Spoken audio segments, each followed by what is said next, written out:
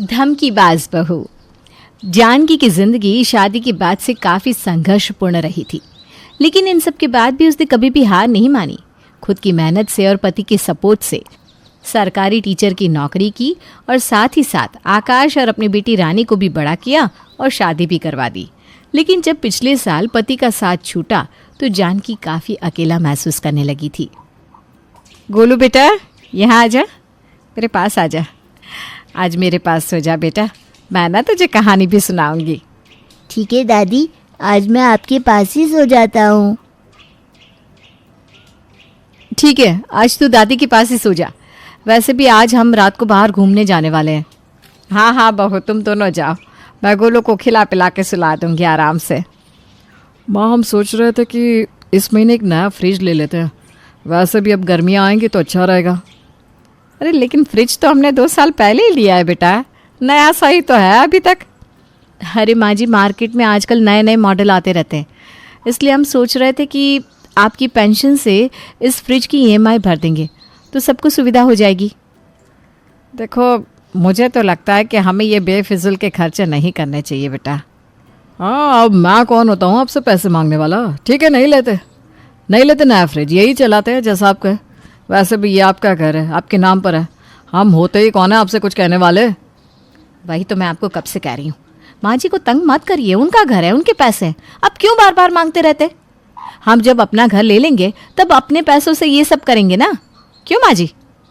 अरे ये क्या लगा रखा है, आपका घर हमारा घर, ये हम सबका घर है। ठीक है, तुम दोनों की इच्छा है तो ले लो नया फ्रिज।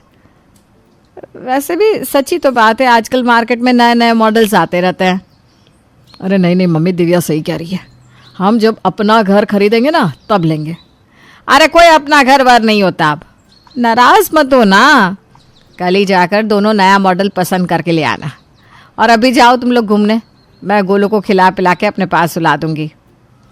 ठीक है माँ जी, अगर आप इतना कह रही हैं तो फिर हम कल जाकर देख आएंगे नया फ्रिज।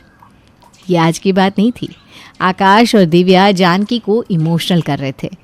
वो दोनों उन बेटे बहू में से नहीं थे जो अपनी सास पर हुक्म चलाए या उन्हें घर से निकाल दे, लेकिन उनका तरीका कुछ अलग ही था, जिससे जानकी कई बार दिमागी तौर पर टूट सी जाती थी। अरे नहीं, मैं थक गया हूँ रोज रोज इस परेशानी से। अरे आप चिंता क्यों करते हैं, सब ठीक हो जाएगा।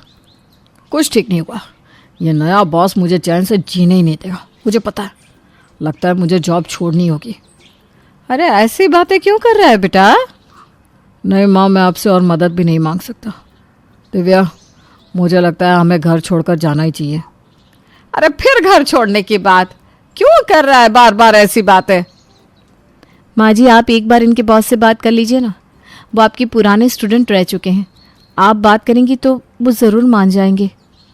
बहू, ऐसा अच्छा नहीं लगता ना मेरे पुराने स्टूडेंट से मदद लेना, ये तो गलत होगा। हाँ गलत होगा, इसीलिए तो मैं और दिव्या ये घर छोड़कर जाने की तैयारी कर रहे हैं। चल दिव्या, गोलू को भी तैयार कर दे, चलो। अरे आकाश बेटा, ऐसे घर छोड़कर थोड़ी ना जाते हैं, मेरी बात तो सुन।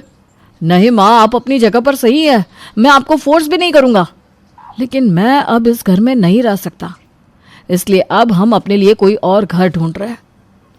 ठीक कह रहे हैं आप, मैं अभी हमारा सामान बांध देती हूँ।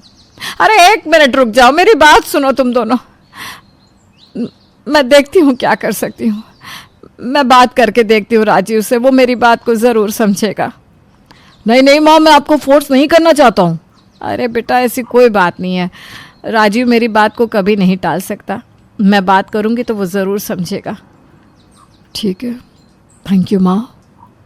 अब चलिए, अब तो खाना खा लीजिए। आइए माँ जी, आप भी साथ में खाना खाइए। गोलू, आजा बेटा, दादी के साथ बैठ जाओ। हाँ आओ, सब साथ में बैठकर खाना खाते हैं। आकाश और दिव्या कई बार ऐसा कर चुके थे कि वो खुद घर छोड़ने की बात करते थे, जिससे जानकी की हिम्मत टूट जाती थी और वो उनके कहे अनुसार हर काम कर देती थी, क्योंकि उसे अकेलेपन से डर लगता था। अब तो मुझे अकेला छोड़कर चले गए, ये भी नहीं सोचा कि मेरा क्या होगा। आपके साथ जीवन कैसे बीत गया पता ही नहीं चला, लेकिन अब अकेले नहीं रहा जाता। इसलिए जब आकाश और बहू घर छोड़ने की बात करते हैं तो मेरा मन घबरा जाता है।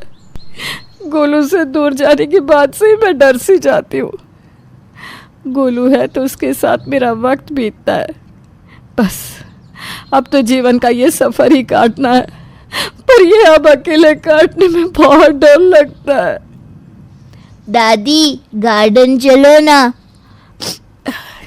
हाँ हाँ बेटा, हम चलते हैं। हाँ, हम बॉल लेकर चलते हैं, ठीक है? दोनों खेलेंगे वहाँ पर। ठीक है दादी। जानकी अपनी उम्र की उस मोड़ पर थी जहां उसे अकेले रहने से डर लग रहा था। शायद इस चीज़ का पता आकाश और दिव्या को अच्छी तरह से चल चुका था, इसलिए अब वो अपनी हर मांग को पूरी करवाने के लिए इसी हथियार का सहारा लेते थे। माँ, आपकी दवाई आ गई ना? हाँ हाँ बेटा, आ गए। तू सुबह ही तो ले आया था ना। हाँ, आपको और कुछ भी चाहिए तो बता दीजिएगा। अरे मुझे क्या चाहिए, तुम सब साथ हो तो सब कुछ है बेटा मेरे पास। हाँ, वो बात तो है माँ, सब साथ है तो कितना अच्छा लगता है ना, आपका वक्त भी बीत जाता है। सही कहा बेटा, गोलू के साथ और तुम दोनों के साथ तो मुझे वक्त का पता ही नहीं लगता। हाँ माँ, मैं सोच रहा था कि अब गोलू बड़ा हो रहा है तो उसे एक अच्छे से स्कूल में डालूं, लेकिन आजकल खर्चे इतने बढ़ गए हैं कि पूछो ये मत। एक स्कूल में बात की है मैंने, वहाँ 30,000 डोनेशन बोल रहे हैं। मैं सोच रहा था अगर आप इस महीने की पेंशन दे देती तो गोलू का भविष्य बन जाता। क्या डोनेशन देकर एडमिशन करवाना है? ये तो गलत है बेटा। मैंने अपनी पूरी ज़िंदगी ईमानदारी के साथ पढ़ाया है, ऐसे अपने पोते को डोनेशन देकर स्कूल में डालना सही नहीं है। आजकल ऐसा ही होता है माँ, कोई भी बड़ा स्कूल ऐसे ही एडमिशन नहीं देता, सबको ये करना ही पड़ता है। अरे नहीं नहीं, ऐसे बेईमान स्कूल में हमारा गोलू क्या ही सीखेगा। माँ, तुम समझ क्यों नहीं रही हो? अगर हम डोनेशन नहीं देंगे तो बड़े स्कूल में गोलू का दाखिला नहीं करवा पाएंगे। नहीं नहीं, मैं अपने उसूल नहीं तोड़ सकती। आकाश, तुम कहीं और गोलू का एडमिशन करवा दो। ये बेईमान स्कूल को मैं अपनी ईमानदारी की कमाई नहीं दूंगी। तो ठीक है, फिर आप रखिए अपनी कमाई आपके पास। हम आपके है ही कौन जो आप हमारे लिए कुछ करेंगी? आपके लिए तो आपके उसूल ही बड़े हैं। आकाश देखो, ऐसी बात नहीं है, तुम सब मेरा परिवार हो, लेकिन यह गलत है और मैं गलत का साथ नहीं दे सकती एक शिक्षक होकर। बेटा बात को समझो। माँ, आजकल ये सब बदल गया है, सारे बड़े बड़े घरों के बच्चे ऐसे ही स्कूल में पढ़ते हैं। गोलू का एडमिशन हो गया तो वो बहुत आगे बढ़ेगा। अरे शिक्षा शिक्षा होती है, वो छोटा बड़ा स्कूल नहीं, विद्यार्थी की मेहनत को देखती है आकाश। ठीक है माँ, अगर आपका यही फैसला है तो मैं आपको और कुछ नहीं कहूँगा। आपके पैसे आप अपने पास रखिए, मैं और दिव्या कल ही अपने लिए नया घर देख लेते हैं, हम आपको और परेशान नहीं करेंगे। आकाश, ऐसी बात मत करो ना बेटा। अरे ये तो सबसे बेस्ट है। अब मामा आप यहाँ? अरे बहुत दिनों से जीजी से मिला नहीं था तो सोचा मिल लूं। अब सोच रहा हूँ सही किया यहाँ आ गया। देखना बाबू कैसी बात कर रहा है आकाश घर छोड़ने की। अरे अब वो बड़ा हो गया है जीजी, एक बच्चे का बाप है, उसे करने दो जो करना है।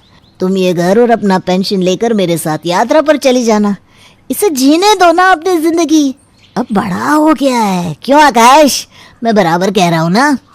अब वो मामा, जा बेटा जा, जा अपने लिए एक नया घर ढूंढना शुरू कर दे, ठीक है? और बिल्कुल माँ की चिंता मत कर, मैं हूं ना, मैं संभाल लूंगा जीजी को। जा जा मेरा बच्चा। ये तो क्या कह रहा है बाबू? आकाश, दिव्या और गोलू चले जाएंगे तो मेरा कौन ही रह जाएगा यहाँ? अरे जीजी तुम बहुत भोली हो, ये तुम्हारा बेटा और तुम्हारी बहू बस तुम्हें धमकी दे रहे हैं और कुछ नहीं। कहीं नहीं जाने वाले ये, देखना सुबह ही तुम्हारी धमकीबाज बहू आएगी आंखों में आंसू लिए। जैसा बाबूराव ने कहा था जानकी से वैसा ही हुआ। सुबह होती ही दिव्या जानकी के पास आ गई। माँ जी, हम कहीं नहीं जा रहे हैं आपको छोड़कर, ये तो बस यूं ही कुछ भी कहते रहते हैं, हम आपके बिना थोड़ी ना रह सकते हैं। अरे मैं हूं ना, अरे बहू मैं देख लूंगा जीजी को, तुम लोग जाओ अपनी जिंदगी जियो बेटा। नहीं नहीं नहीं, गोलू अपनी दादी के बिना नहीं रह सकता। और स्कूल का क्या है, हम किसी दूसरे स्कूल में इसका एडमिशन करवा देंगे, पर हम आपको छोड़कर कहीं नहीं जाने वाले माँ जी। अब तुम दोनों इतना कह रही हो तो ठीक है, क्यों जीजी? हाँ ठीक है। हाँ पर जीजी इनके भविष्य में अगर इनकी इच्छा हो तो जाने देना, रोकना मत जीजी। आखिर अब ये बड़े हो गए हैं, है ना आकाश? अब नहीं नहीं, अब हम कभी जाने की बात ही नहीं करेंगे। गोलू चल, आजा हम पार्क में चलते हैं। चलो दादी।